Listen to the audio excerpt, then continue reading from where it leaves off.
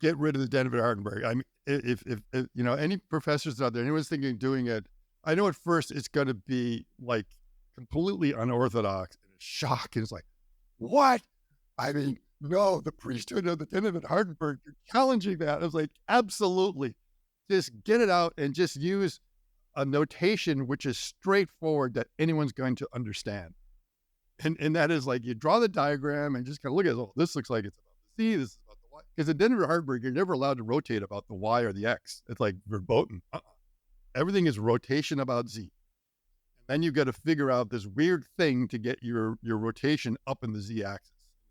Well, wait a minute. That's what one of those Denver Hartberg variables is for, like rotation about the X. I think it's alpha or one of those things. Like, yeah, and like you do that to kind of point it in the right direction, but it's not the convenient direction because you'd like to also throw in a rotation about the Y to get that in there.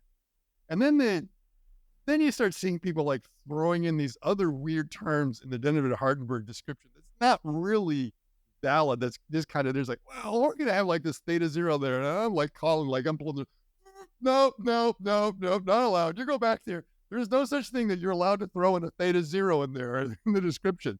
It's very clear you do this thing and the zero is measured from this axis and you can't throw that other thing in there. That's a cheat if you're going to go with this full Denavit Hartenberg.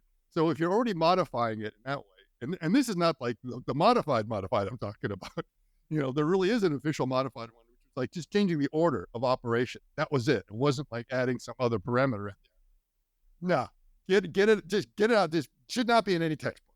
You are losing the students on day one.